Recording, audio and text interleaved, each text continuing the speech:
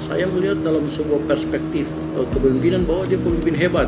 Dia mampu manage, mampu membawa sebetulnya Kabupaten Kepulauan Talaut kepada sebuah kemajuan yang relatif bagus di tanah Perdesa ini. Ely Lasut seorang pemimpin visioner, seorang pemimpin yang punya kapabilitas intelektual. Dia berkeinginan besar untuk membawa Kabupaten Kepulauan Talaut keluar dari kemiskinan dan kebodohan dengan memberi penekanan pada aspek pendidikan, karena beliau tahu bahwa dengan pendidikan maka masyarakat atau rakyat Kabupaten Kepulauan Talaut bisa keluar dari kemiskinan dan kebodohan itu, dan itu sudah terbukti di negara-negara besar, negara maju yang memberi penekanan pada aspek pendidikan. Makanya Pak Dr. Ely Lasut ME sebagai bupati yang sekarang ini juga telah dipilih secara sah oleh masyarakat pada Pilkada 2018 dan sekarang sedang menjalani tugas-tugas pemerintahan pembangunan, masih memberi penekanan pada aspek pendidikan, yakni bagaimana dia ingin menyekolahkan putra-putri Talaut ke jenjang pendidikan yang lebih tinggi, baik di strata 1, S2 maupun S3. Dan dengan pola kepemimpinan seperti ini, saya kira bahwa ini lain dengan para pemimpin daerah di berbagai kabupaten kota.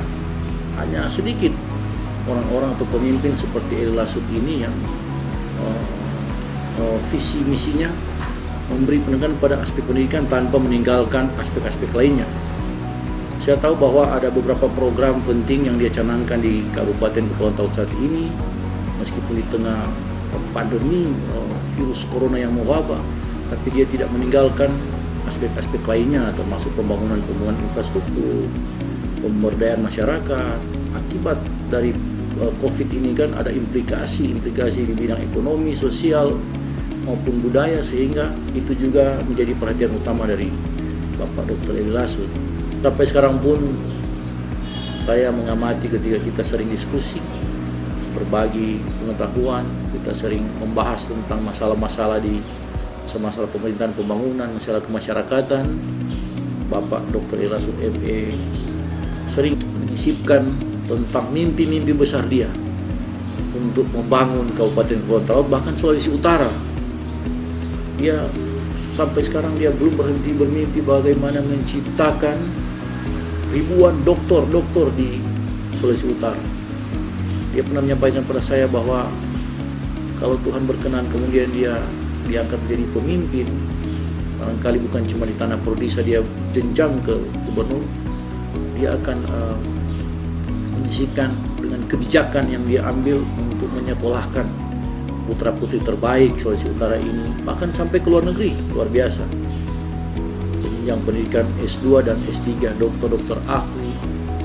Jadi khusus orang-orang yang mempunyai anak yang mempunyai kecerdasan yang hebat, kecerdasan intelektual, tapi tidak kurang mampu dari aspek ekonomi, aspek pembiayaan, maka dia akan fasilitasi lewat kebijakan, lewat APBD maupun itu untuk menyekolahkan mereka. Luar biasa ini sebetulnya, kurang sekali pemimpin yang mempunyai visi misi seperti ini. Kami memberi apresiasi sebetulnya sebagai akademisi, sebagai kalangan kaum intelektual dari perguruan tinggi, dari UNSAD. Sebetulnya saya dengan teman-teman saya memberi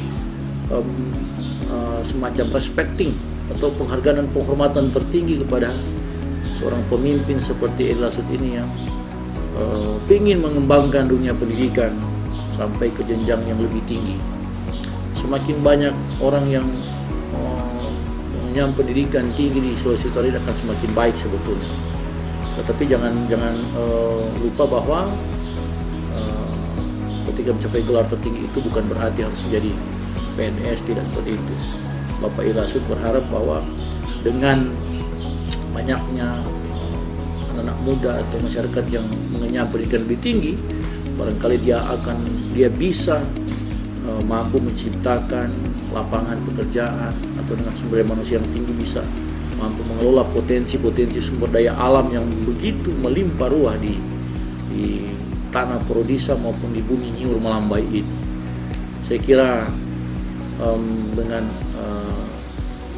pemikiran seperti ini, barangkali itulah yang menjadi ciri khas Dr. Edi Lasut, sehingga dia disegani, dia dicintai dan disukai oleh masyarakat di Sulawesi Utara, meskipun dengan sifat kepemimpinan dia yang agak keras, kemudian punya idealisme yang tinggi, punya prinsip yang kuat, sehingga waktu lalu ia sempat dijegal, dimainkan, dan beliau sempat mendekam dalam penjara.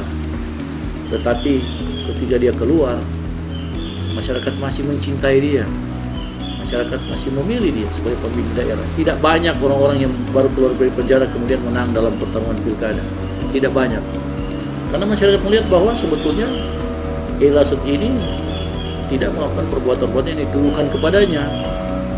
Itu cuma karena skenario atau konspirasi politik yang begitu hebat, begitu tinggi, sehingga mengantarkan dia ke sana. Padahal beliau tidak menghendaki seperti itu. Tapi yang perlu kita tarik maknanya adalah ketika beliau seperti itu, maka dia tidak berhenti berkarir, berhenti berkiprah, tidak berhenti menuangkan ide-ide pemikiran cemerlang untuk pembangunan masyarakat ke depan, untuk bagaimana mengeluarkan kemiskinan dan kebodohan, bagaimana meningkatkan kesejahteraan masyarakat di tanah Prodisa, di Kabupaten Kepulauan Talaut, bahkan di Sulawesi Utara. Sungguh luar biasa sebetulnya, sehingga terbukti kita lihat bahwa dukungan maupun elektabilitas Pak Dr. Edi Lasut ME ini hasil menghantarkan dia untuk menduduki kembali jabatan atau menjadi Bupati Kepulauan Talaut.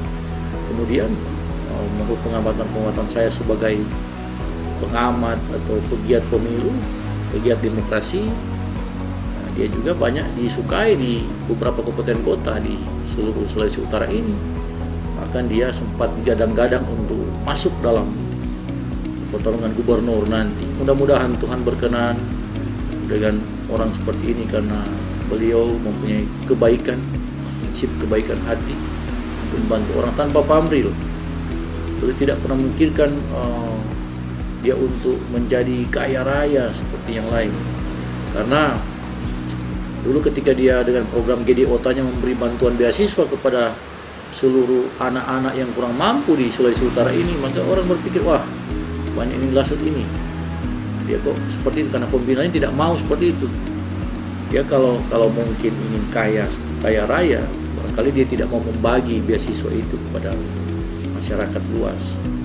Tapi karena keterpanggilan jiwa dan ingin membantu orang lemah, maka dia mendapat berkat juga dari Tuhan, sehingga meskipun dalam masa-masa sulit yang dia alami, tapi kemudian keluar dia menjadi pemenang. Itu sungguh luar biasa, dan moga-moga ke depan Bapak Dr. Edi Lasut ME ini bisa mewujudkan cita-cita mulianya untuk membangun tanah Prodisa ini untuk lebih maju, lebih sejahtera, dan membangun Sulawesi Utara untuk lebih maju dan sejahtera.